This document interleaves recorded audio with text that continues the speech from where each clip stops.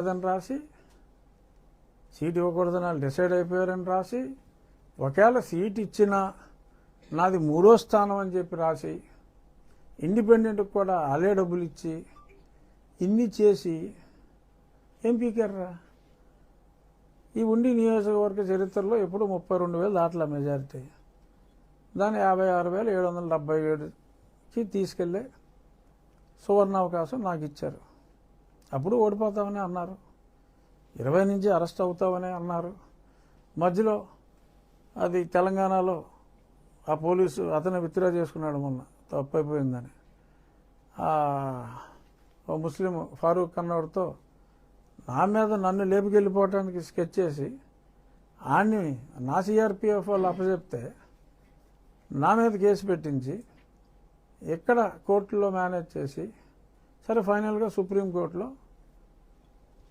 నాకు బెయిల్ వచ్చింది. సరే మొన్న కేసు కూడా క్లోజ్ అయింది. అప్పుడు కూడా ఇదిగో అరెస్టు, అదిగో అరెస్టు, తెలంగాణ ప్రభుత్వం అరెస్ట్ చేస్తుంది, తెలంగాణ ప్రభుత్వం అరెస్ట్ చేస్తుందని చెప్పి వాగేవాళ్ళు.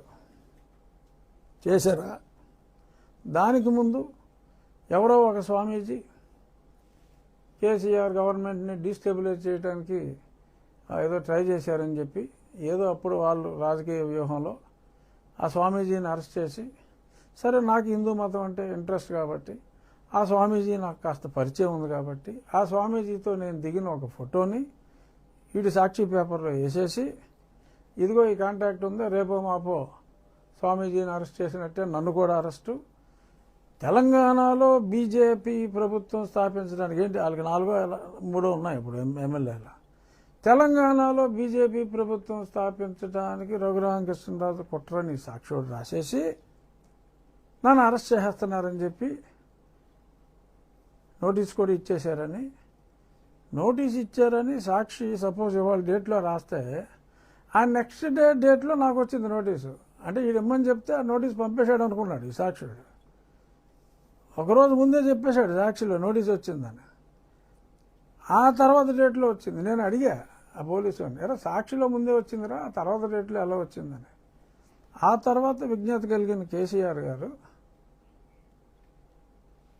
సారీ మీకు ఇచ్చిన నోటీస్ ప్రకారం మీరు రావక్కర్లేదు, అవసరమైతే చెప్తామని చెప్పి మళ్ళీ నన్ను ఏంటి 4 ఉంటే నేనంట స్వామీజీతో కలిసి పడగొట్టేసి ప్రభుత్వాన్ని స్థాపిస్తారంట. మరి బీజేపీ 4తోటి ప్రభుత్వాన్ని స్థాపించాలన్న తీవ్రమైన ఆ గొల్లలాంటి కోరిక నాకుంటే మరి మొన్న నాకు ఎంపీ సీట్ ఇచ్చారా? ఇవ్వలేదుగా. ఆ బీజేపీ వాడు పార్టీలోనే జాయిన్ చేసుకొని అన్నాడుగా నన్ను. అందరికీ తెలిసిన రహస్యమే కదా. దాని వెనకాల పలానా వాడు ఉన్నాడని నేను అప్పుడే చెప్పాను కదా. నాకు సీట్ రాకపోవడానికి, ఎంపీ సీట్ రాకపోవడానికి బీజేపీలో, సరే ఈ పార్టీ వాడు ఎందుకు ఇవ్వలేదు అది వేరే విషయం. ఆ పార్టీలో రాకపోవడానికి కారణం అదని చెప్పి నేను చాలాసార్లు మీడియా ముందు చెప్పానా, గుర్తుందా మీకు? దానికి జగన్మోహన్ రెడ్డి అడ్డం పడ్డాడు, సాక్షి యజమాని అని కూడా చెప్పా. అంటే అప్పుడు అతను ముఖ్యమంత్రి అని ఉంటా. సో ఇవన్నీ నా మీద ఎప్పుడైతే అతని విధానాల మీద నేను దాడి మొదలెట్టాను, అప్పటి నుంచి ఈ దాడి కంటిన్యూ అవుతూ ఉంది. 10 సార్లు సాక్షి పేపర్లో ఎప్పుడు అవకాశం వచ్చినా వేసి సరే మధ్యలో అయితే నన్ను పట్టుకుపోయాడు, చంపాలని చూశాడు. సునీల్ కుమార్ ఈ బ్యాచ్ అందరూ కలిసి నన్ను చంపాలని చూశారు. సరే అసలు ముట్టుకోలేదు, రామరామ అని అబద్ధాలు ఆడారు. ఆ విషయం గురించి చెప్తున్నా. పాట్నాలో స్టే టెంపరీగా సునీల్ నాయక్ అన్నాడు స్టే తెచ్చుకుంటే, సరే నేను ఇంప్లీడ్ అయ్యాను. అయినప్పుడు అక్కడ కొన్ని కాగితాలు ఫైల్ చేశారు. ఇక్కడ ఇన్వెస్టిగేషన్ చేస్తున్న ఆఫీసర్లు ఎవరో మన దామోదర్ ఎస్పీ, ఆయన ఇన్వెస్టిగేషన్ చేస్తున్నారు కదా. అందులో స్పష్టంగా డాక్టర్స్ ఎవరైతే రిపోర్ట్ మీద సంతకం పెట్టారో, పలానా ప్రభావతి మాతోటి బలవంతంగా సంతకం పెట్టించింది అని డాక్టర్లు క్లియర్గా 164 కోర్టులో స్టేట్మెంట్ ఇచ్చారు. సంతకం పెట్టు అంతే, నువ్వు చూడాల్సిన పని లేదు అని బలవంతంగా సంతకాలు పెట్టించారని ఇచ్చారు. ఎవరైతే నన్ను కొట్టినప్పుడు కొంతమంది సునీల్ నాయక్ పక్క గదిలోనే ఉన్నాడు విజయపాల్తో కలిసి. మేము కేకలు విన్నాం. బాబాయ్ ఎక్కడికో వినపడుతున్నారా అంటే పెద్దవాళ్ళు ఎవరు నువ్వు వెళ్ళిపో అని చెప్పాడు. 2 days తర్వాత సునీల్ కుమార్, నాయక్ కాదు కుమార్, మీటింగ్ పిలిచి ఆ రోజు అక్కడ ఉన్న కానిస్టేబుల్, ఏఎస్ఐ, డిఎస్పీని ఇక్కడ జరిగింది, మీరు ఎవరన్నా మాట్లాడితే తీవ్ర పరిణామాలు ఉంటాయని హెచ్చరించినట్టు స్పష్టంగా 164 స్టేట్మెంట్స్ ఉన్నాయి. బెదిరించాడు. అంటే ఇంత దారుణంగా బెదిరించాడు అని 164 స్టేట్మెంట్లు కూడా వాళ్ళు కోర్టులో సబ్మిట్ చేశారు. అక్కడ అతను బెయిల్ రిజెక్షన్ అప్పుడు సునీల్ నాయక్ని అక్యూజ్డ్ చేసి అది పెట్టడం జరిగింది. అవన్నీ అక్కడ ఇచ్చిన రికార్డులో ఉన్నాయి. నాకు ఇట్స్ ఆన్ పేపర్ క్లియర్గా. నేను కూడా అక్కడ ఇంప్లీడ్ అయ్యాను కాబట్టి ఆ కాగితాలు నాకు సబ్మిట్ అయినాయి. చాలా స్పష్టంగా ఉంది. అంత స్పష్టంగా రోల్ ఉన్న తర్వాత అరెస్ట్ కాకుండా ఎందుకుంటారు అన్న ఉద్దేశంతో డెఫినెట్గా సాక్ష్యాధారాలన్నీ ఎక్కడ కొట్టించాడో నాకు తెలుసు. కానీ దేనికైనా సాక్ష్యం ఉండాలి కదా, చట్టం ముందు సాక్ష్యం ఉండాలి కదా. సో సాక్షులు నిజం చెప్పారు కనుక చర్యలు ఉంటాయి అని ఆశించడం సహజం. సో అది చెప్తే సుప్రీంకోర్టు తీర్పుకి వక్రభాష్యం ఏముందో. సుప్రీంకోర్టు ఈ ఆర్బీఐ సర్క్యులర్ని ఫాలో అవ్వకపోయినా బ్యాంకు కంప్లైంట్ ఇస్తే సిబిఐ కెన్ గో ఎహెడ్ అని ఇచ్చారు అంతే. ఈడేం చెప్తాడు, కొంతమంది ఈ సాక్షియోడు వీళ్ళు ఆడికి తోడు దిక్కుమాలిన ఇదిగో మీ కులంలో చెడబుట్టారు అంటే జర్నలిస్టు కులంలో ఆ సాయిగాడు అక్కడ బ్రోకర్ నా కొడుకు, ఓపెన్గా చెప్తున్నా బ్రోకర్ నా కొడుకు. రే సాయి నీకు ఎవడ దీతో స్టార్ట్ అవుతుంది ఆ ఛానల్ పూర్తి పేరు, కింద ఏదో చిన్న అక్షరాలు రాస్తాడు ఆడు అదే పనిగా జగన్మోహన్ రెడ్డి బాగా. అలా కొంతమంది ఉన్నారు. వాళ్ళ పెయిడ్ వెబ్ ఛానల్స్, కొన్ని అంకిల్ ఛానల్స్ ఉన్నాయి. దానికి కూడా కొన్ని పేమెంట్లు ఆలేస్తారనుకుంటా సాక్షి యజమాన్యం, ఆడికి రిలయబిలిటీ తక్కువ అని. ఇలాంటి వాళ్ళందరూ అసలు సుప్రీంకోర్టు క్లియరెన్స్ అరెస్ట్ చేయమని సుప్రీంకోర్టు క్లియరెన్స్ ఇస్తున్నారా? చనా కొడకల్లారా. సారీ, రాజ్యాంగబద్ధ పదవిలో ఉన్న కొంతమందికి అర్థమయ్యే భాషలో మాట్లాడాల్సి వస్తాను. అది they can go ahead with the investigation అన్నారు. And here the investigation is already over. I have attended. నేను ఢిల్లీలో ఎంపీగా ఉన్నప్పుడే వాళ్ళు అడిగిన ప్రశ్నలన్నింటికి సమాధానం ఇచ్చాను.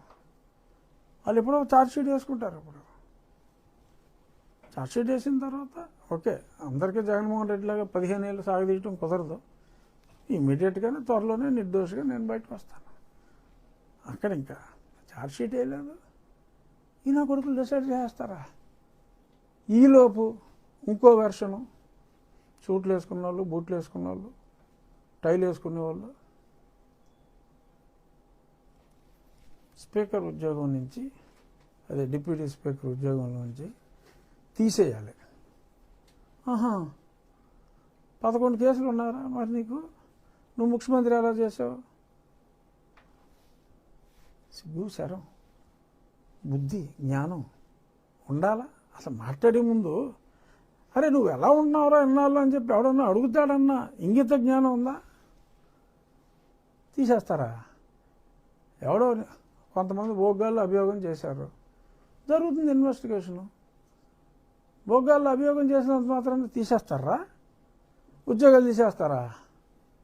Constitutional post పీకేస్తారా?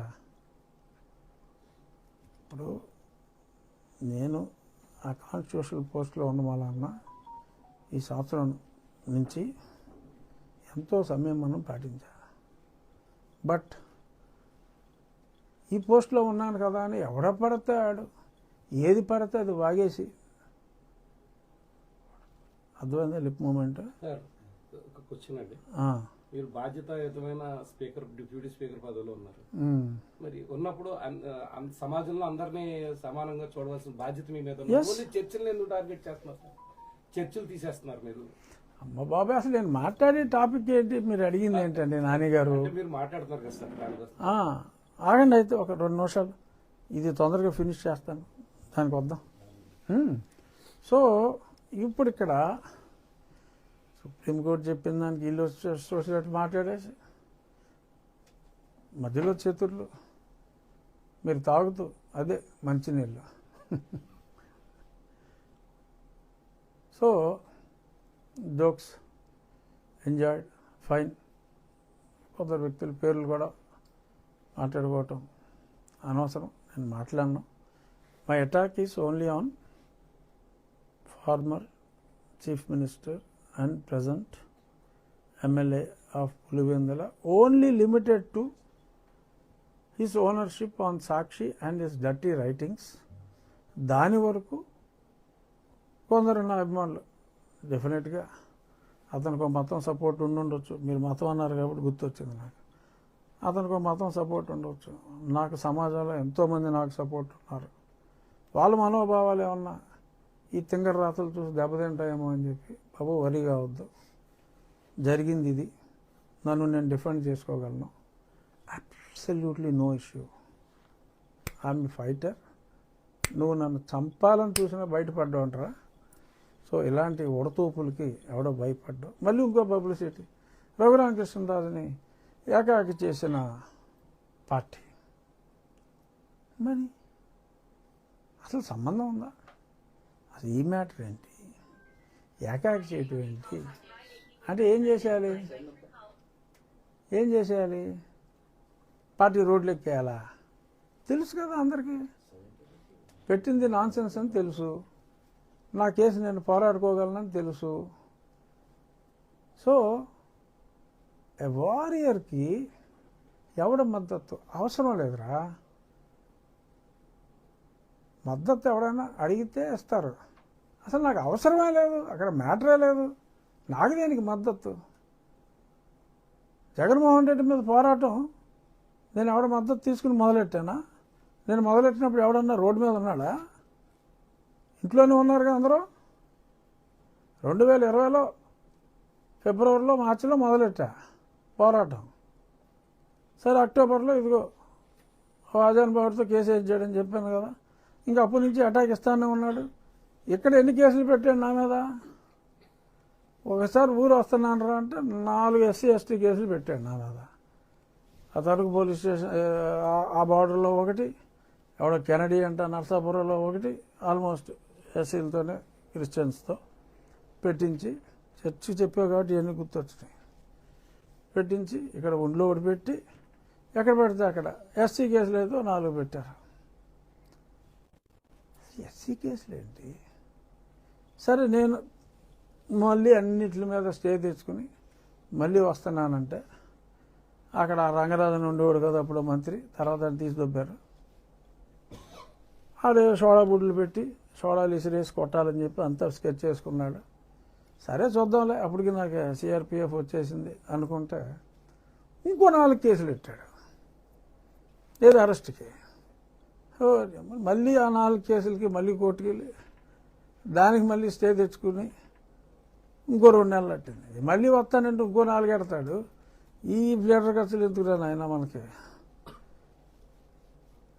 అది ఏంటిది? హోల్ అది హోల్కి రకరకాల భాష ఉంటుంది. ఆ భాష నేను మాట్లాడకూడదు ఈ పొజిషన్లో. సో అర్థమైన వాడికి అర్థమైనంత. సో ఎందుకులే అని చెప్పి నేను రావడం కూడా మానేశాను. అంతా పోయించా వాడిని. నాకు వాటిని సపోర్ట్ ఉన్నాడు. అప్పుడు 2 years ఒంటరి పోరాటం చేశా. నాకు ఇప్పుడు నా పార్టీ సపోర్ట్ అవసరమా? నాకెందుకు సపోర్టు? నాకు లేదని మై సన్స్ ఎందుకు బాధపడతారు? దేని బాధపడతారు? రఘురామకృష్ణరాజు ఒంటరి. I feel proud. నాకు నచ్చిదే ఒంటరి పోరాటం. జగన్మోహన్ రెడ్డిని ఓడించాలనే ఏకైక లక్ష్యంతో పోరాడా. ఆ పోరాటంలో కొందరు కలిశారు. ఓకే, నేను రాజ్యాంగబద్ధ పదవిలో ఉన్నా, పదవుల్లో వాళ్ళు ఉన్నారు, ఫైన్. నాకు కావాల్సింది గౌరవం. నా గౌరవం ఇచ్చే పదవిలో నేనున్నా. No regrets for me. అధికారం కావాల్సిన వాళ్ళు అధికారంలో ఉన్నారు, గౌరవం కావాల్సిన వాళ్ళు గౌరవమైన పదవుల్లో ఉన్నారు. నేను సంతోషంగా ఉన్నా. నాకే పార్టీ సహాయం అవసరం లేదు. ఎందుకు? తప్పు చేస్తే ఏమంటే హెల్ప్ చేయండి అని అడగాలి. తప్పక ఏ తప్పు చేశాను? నేను హ్యాపీగా ఉన్నాను, తప్పు చేయలేదు కాబట్టి. సో వాళ్ళు అదొక ప్రయత్నం. అంటే ఏది నాకు ఏదో పార్టీ లీడర్షిప్కి గ్యాప్ క్రియేట్ చేయాలని. అరే నాకు నచ్చిన పదవిలో నేనున్నా, నాకు నచ్చంత సానుభూతి. సో కాబట్టి సంతోషంగా ఉన్నాను నేను. మళ్ళీ ఆ ఉన్నమాద మీద పోరాటం నాకు ఎవరి సహాయం అవసరం లేకుండా నేను చేసుకుంటున్నానండి. ఓ నన్ను హింసించారు అని చెప్పి ఎన్ని మీటింగుల్లో ఎంతమంది మాట్లాడారు. అదొక ఎలక్షన్ అంశం అన్న సంగతి మీకు తెలుసు కదా. సంవత్సరంన్నర అయింది ముందుకెళ్ళిందా కేసు. అయినా నేను బాధపడలేదు కదా, పోరాడుతున్నా. ఇగోరా సాక్ష్యాధారాలు, ఇన్ని ఎవిడెన్స్లు వచ్చిన తర్వాత కూడా ఇంకా మీరు చక్కబాజం చేస్తా కూర్చుంటారా అని అడుగుతున్నా. అంతే తప్ప నేను ఎవరి దగ్గరికి వెళ్ళి దీనంగా బతిమాలలేదా. ఎందుకంటే పోరాటం నా సహజ లక్షణం. కొడుపు